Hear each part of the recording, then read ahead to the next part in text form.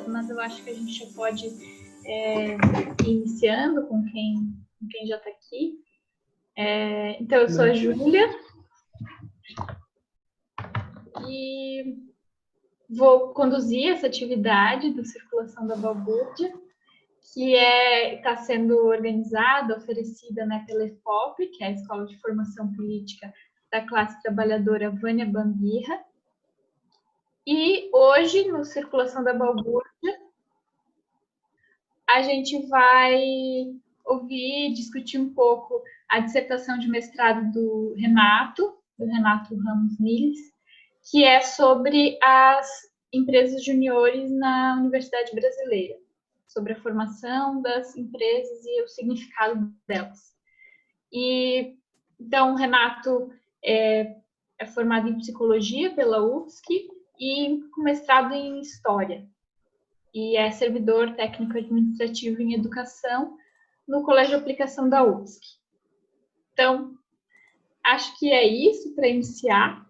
E daí eu passo a palavra para o Renato, que vai falar sobre a dissertação dele, uma apresentação de uns 40 minutos, e depois a gente abre para um debate. Acho que é isso. Tá bom. Bom, obrigado, Júlia. Agradeço a escola, né, pelo convite. Iniciativa muito importante da escola Circulação, né. Bom, eu queria começar, acho que eu tinha preparei alguns slides para apresentar, retomando um pouco a dissertação, né? Só que deu algum problema e eu perdi os slides, então não salvou por algum motivo e vai ser meio no gogó, então. Qualquer coisa desses me avisem que eu paro de falar para, enfim, né? Para explicitar melhor alguns dos pontos. Bom, a minha dissertação eu defendi ela em 2016, né, no programa de pós-graduação em História, com orientação do professor Valdir Rampinelli. E ela foi escrita num contexto, acho que talvez seja importante colocar isso, mas num contexto bastante específico, que foi um contexto de luta contra a criação das empresas juniores no Centro de Filosofia e Ciências Humanas da Universidade Federal de Santa Catarina. Isso marcou um pouco as compressões e a própria escolha do tema, né? Quando eu ingressei no mestrado. Então, a gente vinha de um primeiro movimento ali entre 2009 e 2011, que culminou com a aprovação pelo Conselho de Unidade do Centro de Filosofia e Ciências Humanas, né, de um parecer, escrito pelo Alan, inclusive, contrário à criação de empresas juniores do Centro de Filosofia e Ciências Humanas, baseado no mérito da validação do mérito da implantação dessas organizações, né, no centro, né. Uma decisão que foi questionada ao longo dos anos seguintes e que culminou em 2013 num movimento contra as empresas juniores e numa assembleia do centro que decidiu pela não criação desses organismos no Centro de Filosofia e Ciências Humanas.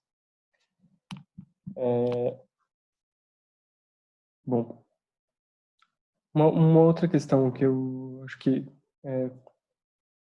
queria colocar para apresentar que o objeto da pesquisa mudou bastante ao longo do trajeto, né? No início, meu objetivo era entender o significado histórico da criação e da expansão das empresas juniores a partir dos interesses de um conjunto de frações burguesas organizadas, né, nas suas confederações, federações, tanto a Confederação Nacional da Indústria, a Confederação Nacional do Comércio, a Federação Brasileira dos Bancos, enfim, tinha uma pretensão de fazer uma análise mais ampla E já na qualificação isso foi sendo reorientado, né? E aí a escolha foi por buscar compreender esse movimento de criação das empresas juniores e da sua expansão nas universidades a partir da sua relação com um setor burguês, que foi a Confederação Nacional da Indústria. E a escolha por ela foi pela sua atuação, principalmente nos anos, primeira década dos anos 2000, né? No debate da reforma universitária durante o governo Lula, né? Em que esse organismo teve uma atuação bastante intensa. Bom, acho que para introduzir um pouco o tema, as empresas juniores são organizações, né, que foram criadas em 67 na Escola Superior de Ciências Econômicas e Comerciais de Paris, e elas foram trazidas para o Brasil nos anos 80, no fim dos anos 80, pelo presidente da Câmara de Comércio Brasil-França, João Carlos Chaves. Isso aparece em vários documentos da Confederação Brasileira das Empresas Juniores, e não tem, além desses contextos, muitas informações. Mas de lá para cá, as empresas juniores foram implantadas, primeiro na Fundação Getúlio Vargas, na Escola de Administração da Fundação Getúlio Vargas, em 89. E de lá para cá elas cresceram bastante, né? Os dados eles não são muito precisos, pelo menos de quando eu realizei a dissertação, a gente encontrava, né, nos diferentes documentos da Confederação Brasileira das Empresas Juniores, dados muito diferentes. No documento de 2012, por exemplo, diziam que eram 365 empresas juniores. No documento de 2008, tinha uma estimativa de 1.000 empresas juniores. Num documento de 2015, eram 236. Enfim, a quantidade de empresas juniores vinculadas à federação, né, sempre oscilou bastante nos documentos, enquanto eu estava pesquisando, né. Hoje, estava olhando alguns dados para atualizar, né, eles relatam cerca de 900 empresas juniores vinculadas às federações estaduais, que são vinculadas, então, à Confederação Nacional das Empresas Juniores. Bom, essas organizações, elas têm, bom, por característica, né, elas são formadas por estudantes, ou do mesmo curso de graduação, ou de diferentes cursos de graduação, com uma relação entre si, né? E elas são vinculadas, então, ao curso, né? E à universidade. Elas têm como eixo central e que articula seu projeto político e pedagógico o empreendedorismo, a noção de empreendedorismo, né? Então, a gente vê nos documentos deles seu objetivo, né, principal, a formação de empreendedores, tendo a vivência empresarial como o seu meio mais importante de obtenção, né, da formação de empreendedores. Então, essas organizações elas simulam empresas privadas que realizam projetos de consultoria para empresas efetivamente, né? E, a partir dessa atividade, eles formariam, então, os estudantes nas competências de gestão e, principalmente, no eixo do empreendedorismo, né? Bom,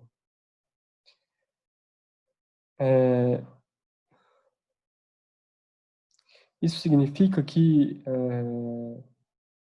para compreender a sua criação, né, e a sua expansão, eu preciso observar a temática do empreendedorismo, que, em geral, aparece, né,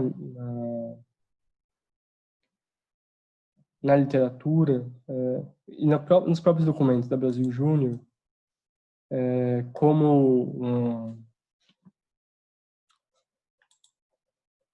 como uma noção que articula, né, a noção de indivíduo, de negócios, enfim, de oportunidades e risco. E a Brasil Júnior define, de uma forma, um entendimento genérico, né, o empreendedorismo como um empreendedor, na verdade, como um indivíduo que, por meio de aprofundada competência e gestão, elevado senso de responsabilidade, é capaz de gerar resultados de grande impacto e abrangência na sociedade. Bom,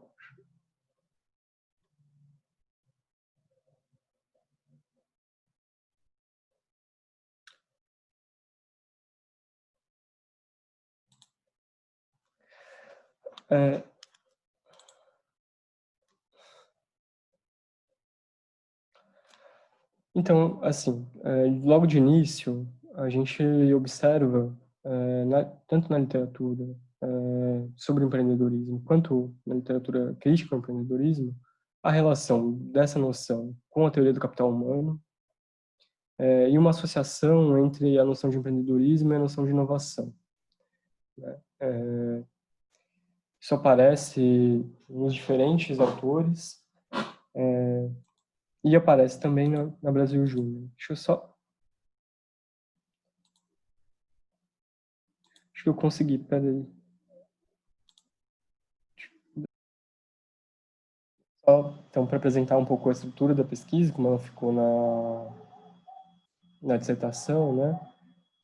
Eu faço uma introdução para debater um pouco o empreendedorismo e como eu entendo o empreendedorismo como uma ideologia, e por que da escolha, né? Um pouco do contexto da criação das empresas e o porquê da escolha pela análise, tanto dos documentos da Brasil Júnior, que é a Confederação Brasileira das Empresas Júniores, quanto dos documentos da Confederação Nacional da Indústria e do Sistema Indústria. Em seguida, os balanços da literatura, passa as análises dos documentos e debate um pouco como o empreendedorismo aparece na prática, né, na realidade concreta, antes de finalizar com as conclusões. Então, essa é um pouco da estrutura da pesquisa. Bom, aqui então, eu já passei, né, criados nesses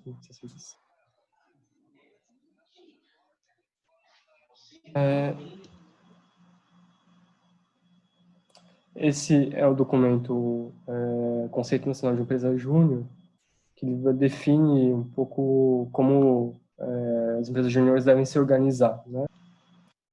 Ele define, então, que a finalidade das empresas júniores é de desenvolver, né, realmente as pessoas que compõem seu capital por meio da vivência empresarial, ou seja, simulando uma empresa privada, né, e fomentar o empreendedorismo dos seus associados.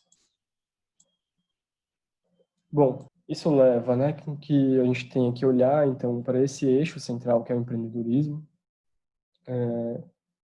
num contexto, enfim, da criação das empresas juniores, né? Para debater um pouco esse contexto, a gente buscou entender as transformações do capitalismo contemporâneo em tendências, que é a concentração dos recursos sociais de produção, e, por consequência, a recriação permanente das expropriações sociais. E aqui, para utilizar o debate que a Virginia Fontes faz, né, no Brasil, capital imperialismo, as expropriações de tipo secundário. A Virginia debate, acho que isso, falando bastante rapidamente, né, que para manter, né, como uma contratendência, né, as quedas, as crises e as quedas das taxas de lucro, o capitalismo ele precisa recriar constantemente uma dinâmica de expropriação dos trabalhadores dos meios de produção de sua vida, né? O que isso quer dizer?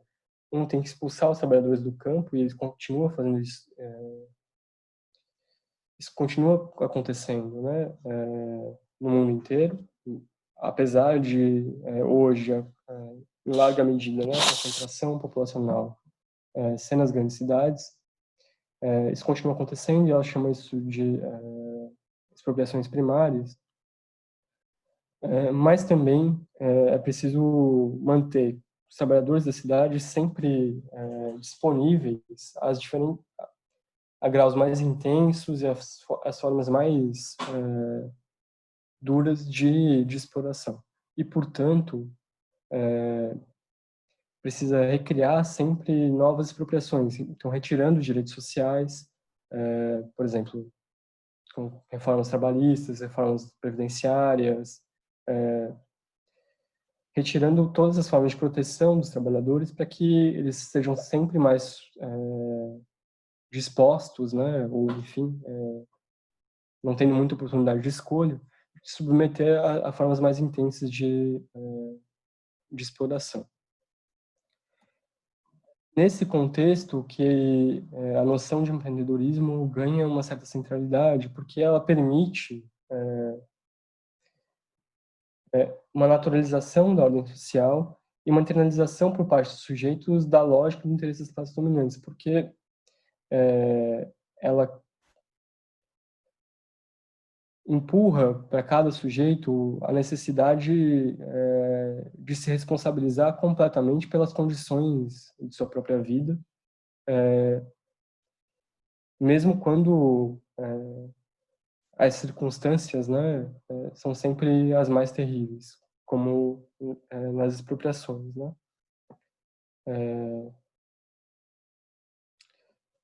Enfim.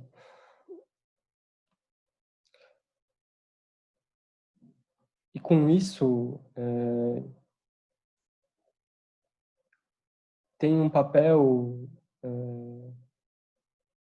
uma criação de um certo novo perfil dos trabalhadores. Ou seja, um trabalhador que é mais adaptável, que é mais polivalente, ele é mais multifuncional, é mais flexível do ponto de vista da disponibilidade de submissão às relações de trabalho, né?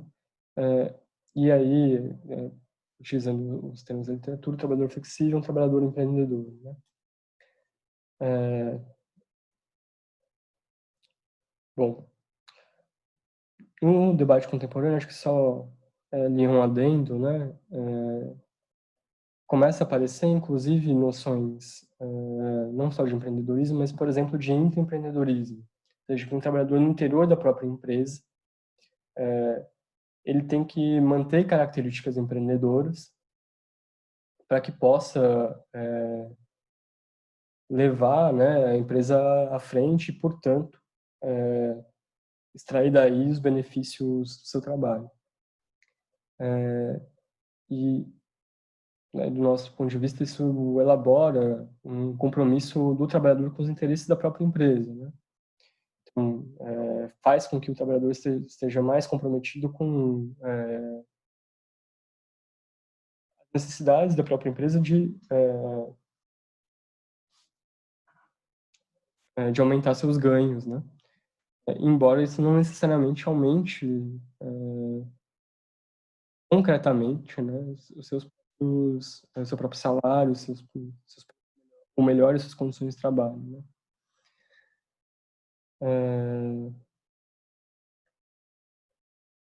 Bom, uma outra noção que passa aparecendo na literatura é a noção de empreendedorismo social, e que marca, né, as formas como os trabalhadores se engajam ali com as sociais, mas com as diferentes formas de luta mesmo, né? Ou seja, não deixam de passar, por exemplo, pela contestação da ordem vigente e passa, né, a colocar a forma como encara as desigualdades na ótica do empreendedorismo e da filantropia, né? Bom, além disso, aparece também, né, o empreendedorismo como uma forma de expropriação, ou seja, daqueles trabalhadores que não têm, inclusive, relações formais de trabalho, né, e que passam a ser, então, considerados na relação com, com o trabalho como empreendedores, né?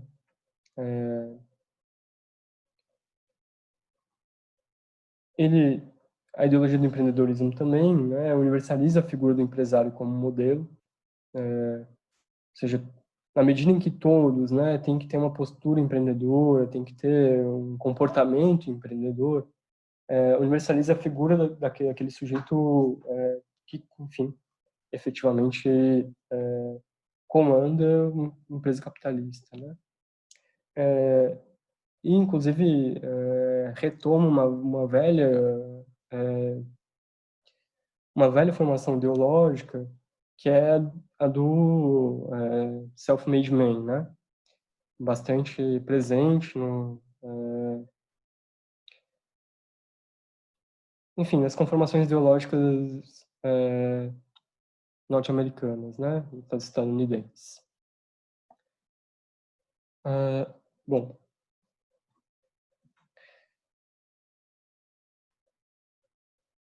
e aí a gente passa a olhar, então, como as empresas juniores, elas funcionam, então, como um aparelho de difusão da ideologia do empreendedorismo nas universidades, e especialmente nas universidades públicas, né? É, bom, acho que só para mencionar e não passar batido por isso, as empresas juniores, elas se expandem e crescem num contexto tanto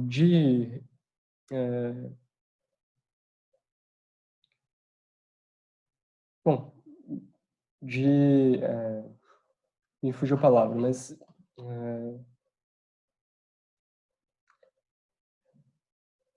de reestruturação das políticas sociais de maneira geral, de reestruturação do Estado e de reestruturação e reforma da universidade pública, né? Tanto nos anos 90 quanto nas primeiras décadas dos anos 2000. E é nesse contexto em que elas crescem, né? Então, o que a gente vê, né, tanto a expansão das universidades privadas, quanto nas universidades públicas, né, um conjunto de reformas, né, que as reconfiguram no interior de uma deterioração do seu sentido público,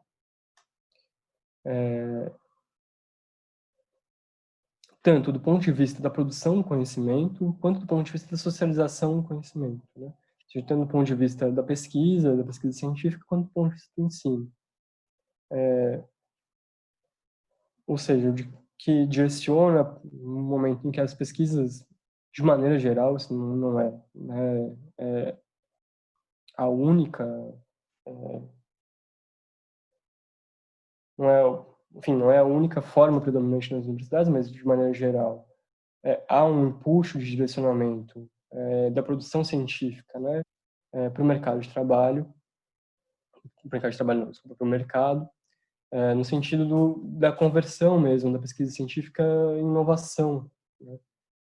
Na melhoria de processos e produtos, que possam aumentar a produtividade das empresas, ou aumentar os ganhos das empresas. E,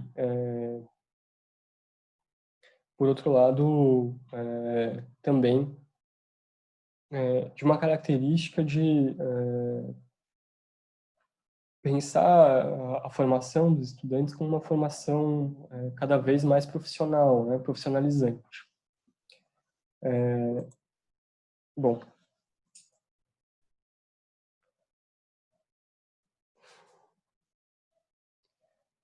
também passar rapidamente, mas a Confederação Nacional da Indústria, o Sistema Indústria, né, de maneira geral, o Instituto Oswaldo Lodi, o Serviço Social da Indústria, o Serviço Nacional Industrial, eles têm um peso grande nessa reconfiguração das universidades públicas, né? Tanto de maneira geral, da reconfiguração da sociedade brasileira, mas também das universidades. E atuam, né, no contexto da reforma universitária para voltar mesmo as universidades aos seus interesses mais particulares, né? Tanto do ponto de vista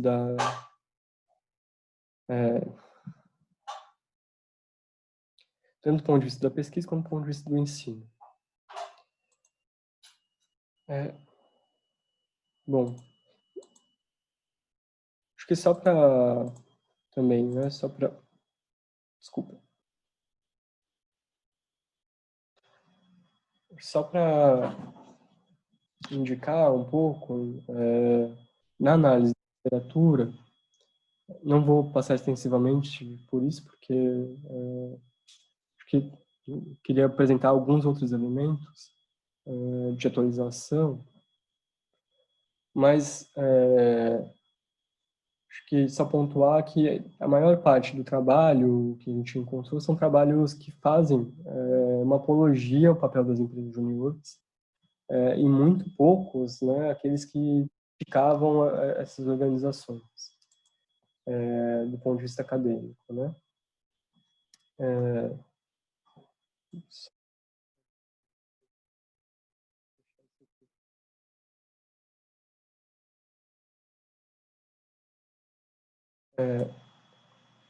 Bom,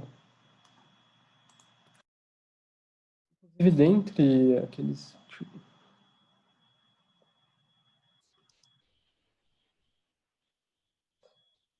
dentre aqueles que defendiam, né, defendem o papel dessas organizações das empresas juniores na universidade, só queria destacar dois elementos. Um conjunto de argumentações que defendem, né, que por meio do contato com o terceiro setor, com as ONGs, com, enfim, né, que, como você mencionou, chamamos de terceiro setor, as empresas juniores promoveriam uma formação cidadã, uma formação, uma ética filantrópica, né? E um outro argumento que eu acho que é bastante significativo, embora ele apareça mais pontualmente no texto do Oliveira, se não me engano, é que as empresas juniores teriam um papel, inclusive, uma certa renovação do movimento estudantil no interior das universidades, criando um movimento estudantil que não seria apenas crítico, mas que seria propositivo e construtivo, que daria soluções efetivas para os problemas que encontra na sociedade brasileira, né? Bom, deixa eu passar mais rápido sobre esses pontos. Dos documentos que a gente fez análise na pesquisa da Brasil Júnior, foram 5, né? O Conceito Nacional de Empresa Júnior, Estatuto da Brasil Júnior, um relatório, né, que chama Ciência e Identidade, de 2008, e o mesmo relatório de 2012, e o Planejamento Estratégico da Rede, de 2013 e 2015. Acho que eu falei disso antes, mas talvez não tenha explicado muito bem. As empresas juniores, elas se organizam politicamente, né, enfim, de um certo modo administrativamente, por federações estaduais e pela Federação Nacional, que tem esse nome fantasia, né, de Brasil Júnior. E foi a partir dos documentos da Confederação Nacional que eu realizei a análise, né? Bom,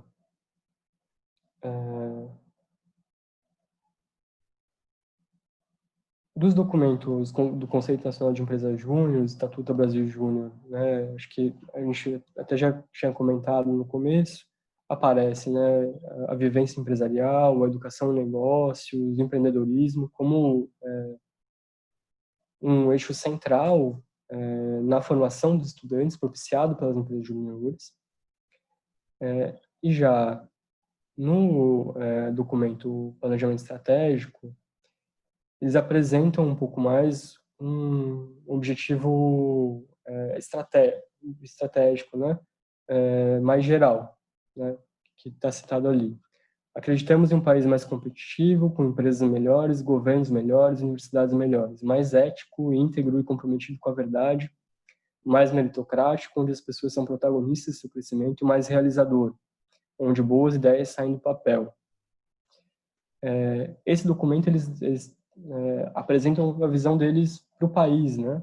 Que é sintetizada nesses termos. Embora eles não deem muitos mais elementos em relação a isso. E definem o que eles entendem por empreendedor. Deixa eu só pegar aqui, só um instantinho. Opa.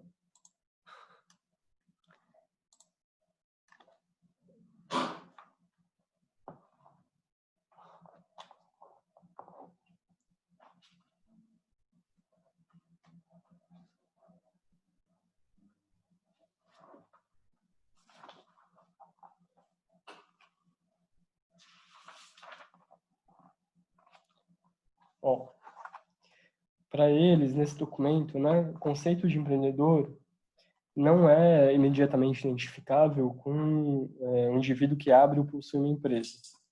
Eles utilizam o conceito de empreendedor como, né, indivíduo que, por meio de aprofundada competência em gestão e elevado senso de responsabilidade, é capaz de gerar resultados de grande impacto e emergência na sociedade. Esse desenvolvimento, né, do indivíduo como empreendedor se dá por meio de competências gerenciais, técnicas, empreendedoras, além do desenvolvimento de valores, crenças e habilidades pessoais.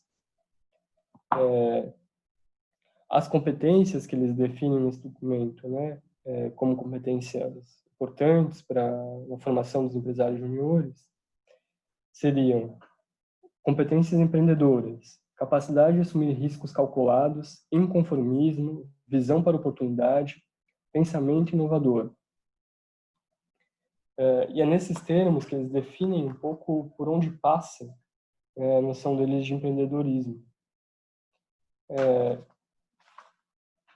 Bom,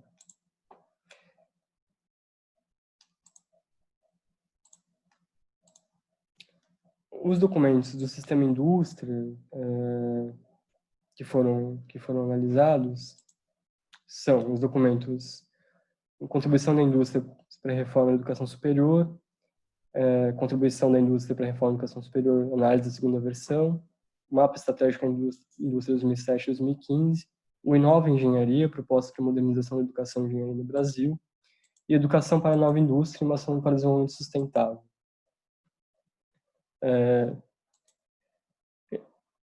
Do conjunto dos documentos, acho que, eles reivindicam, né, um programa de aprofundamento do neoliberalismo no país, e de maneira geral, e eles estão orientados para que para um objetivo de competitividade, né? Ou seja, para um alcance de uma posição competitiva no mercado. E é nesse âmbito que a educação ela é tratada nos documentos, como uma política de elevação da competitividade. E ela estaria diretamente relacionada com a produção de capital humano, que teria, por consequência, na medida em que produz capital humano, né, a inovação das empresas. Então, dos eixos defendidos, né, que estão colocados, são a interação universidade-empresa. Eles defendem abertamente, né, um redirecionamento da formação para a área de engenharia. E eles fazem um debate em algumas passagens dos documentos sobre o conteúdo da formação. E aí acho que tem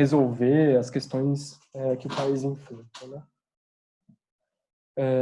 Acho que a primeira delas é reconhecida, inclusive, pelos próprios... não está aqui. É reconhecida pelos próprios apologetas do empreendedorismo, que é uma pesquisa realizada pelo GEM, que é o Global Entrepreneurship Monitor. Eu não vou conseguir pegar aqui agora, mas em que eles acompanham o que eles chamam de... Eles acompanham o desenvolvimento do empreendedorismo em alguns países, né, abertura e criação de empresas, enfim. E eles fazem uma distinção do que eles chamam de empreendedorismo por oportunidade e empreendedorismo por necessidade, que é autoexplicativo, né? Que é uma diferenciação entre aqueles que abrem empresas porque percebem uma oportunidade de fazer negócios e aqueles que abrem empresas, enfim, porque não tem outra alternativa, né? E precisam fazer. E os dados dessa pesquisa, que é uma pesquisa, na verdade, que promove, que é um organismo que promove o empreendedorismo, né, no mundo, no Brasil apontam constantemente que a maior parte dos empreendedores entrevistados por eles são sempre empreendedores por necessidades. Sempre não, mas em grande maioria, empreendedores por necessidade, ou seja, pessoas que tiveram que abrir empresas porque não tinham outra alternativa, né? Bom, esse é um dos dados. O outro dado, que aqui está incompleto, né, mas que foi uma das discussões que a gente fez na pesquisa, foi que, bom, havia um certo elogio do empreendedorismo pela via da criação de pequenas empresas, né, como a criação de pequenas empresas poderia efetivamente alavancar a economia e alavancar poderia, enfim, reduzir ou equalizar um pouco as desigualdades sociais. E aí a gente, enfim, foi olhar um pouco os dados e, bom, de fato, de 2003 a 2013, a gente vê que a criação, que o número de estabelecimentos de empresas, né, por porte, é muito maior das pequenas empresas em relação às grandes, né? Então a gente vê lá em 2013 são 6,6 milhões de grandes empresas, de pequenas empresas, micro e pequenas empresas, contra 0,07 de médias e grandes empresas. No entanto, e esse é o dado que não dá para apresentar aqui, a remuneração dos trabalhadores das pequenas empresas muito, a maioria dos setores, muito menor do que nas grandes empresas. Demonstrando um pouco como, na verdade, se trata de uma avaliação equivocada, né? Tendo em vista que o poder de compra dos trabalhadores é muito reduzido no país. Mesmo aqueles maiores salários das grandes empresas têm um poder de compra muito reduzido, ou então estão submetidos a outras formas de intensificação do trabalho, ou que os dados escamoteiam também, né? As grandes empresas combinam muitas vezes formas distintas de exploração, tanto pela combinação do trabalho formal com o trabalho informal. Então a gente tem um dado do trabalho formal com salários mais altos, mas tem que não aparece no dado o trabalho mobilizado de modo informal, que é muito menos que é muito mais mal remunerado, né? Enfim, acho que o objetivo desse trecho era de debater como não tem muita saída para a classe trabalhadora pela via do empreendedorismo, né? Ainda mais numa sociedade cujo o trabalho é marcado pela subexploração, pela precarização. Bom, geralmente há um elogio do empreendedorismo também como uma forma a gente encontra na literatura, né, como uma forma como a forma do trabalho complexo na contemporaneidade, né? Ou seja, os trabalhadores são mais bem formados e mais bem educados, etc., que realizam funções complexas, teriam essa característica empreendedora. Mas quando a gente olha para os dados do empreendedorismo, na verdade, é o contrário, relacionadas às atividades de trabalho simples, e geralmente em situações muito precárias, né? Bom, aqui é só uma passagem do salário mínimo necessário, da proporção, uma proporção ilustrativa, né? Porque aqui não está deflacionado os salários, enfim. Mas como de 94 para 2015, mesmo com uma elevação do salário mínimo nominal e com uma elevação do salário mínimo na proporção entre o salário mínimo e aquilo que é calculado, né, pelo DIEESE como o salário mínimo necessário para a reprodução dos trabalhadores, não atingiu entre 94 e 2015 nem 20%, nem 25%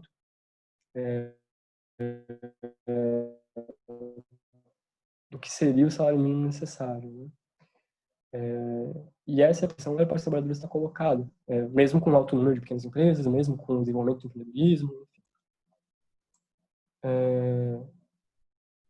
Bom, esse aqui é o dado do meio, acho que não importa tanto agora, depois qualquer coisa eu mostro. Para concluir, bom, a gente percebe, né, que bom, as condições que tornaram possíveis a criação das empresas juniores, sua expansão na universidade, em especial na universidade pública, estão relacionadas à reconfiguração da sociedade brasileira, com a mercantilização da educação, das políticas sociais, de maneira geral, os processos de reforma do Estado,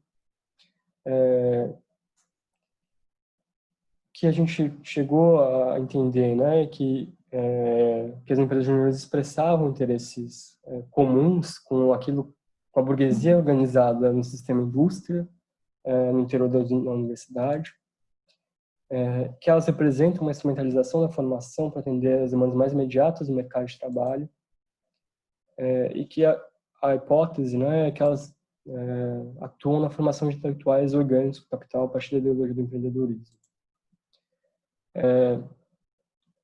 Esse é o site da Brasil Júnior hoje.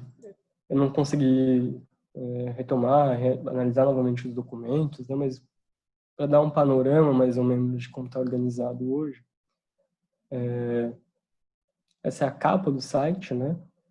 Ou seja, na capa ele já anuncia um certo tipo de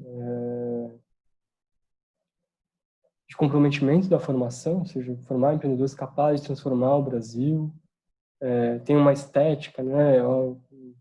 Como se fosse um movimento de massas, né? Embora isso não seja muito o meu tema, minha área de... Mas é interessante ver como a estética deles mudou também. Hoje, eles indicam, né? Isso é um dado que aparece no site deles, que eles são mais de 900 empresas juniores, que articulam 22 mil estudantes no Brasil, em 110 universidades, e tem um faturamento anual, não cada empresa, né, mas o faturamento anual do conjunto das empresas seria de 23 milhões por ano. O que, do ponto de vista econômico, é muito pouco, mas do ponto de vista de pensar uma organização estudantil, acho que dá uma capacidade de mobilização que não é pouco significativa, eu penso. Bom, aqui, né, um Brasil mais empreendedor, mais competitivo, mais educador, que é um pouco daquilo que eles apresentavam naquele documento de 2015 já, né? E passa a estética aqui da bandeira do Brasil, do verde e amarelo. Aqui, as relações que eles fazem com outros organismos, né? Então, eles têm 3 tipos de parceiro. Os parceiros institucionais, que a gente daí encontra, né?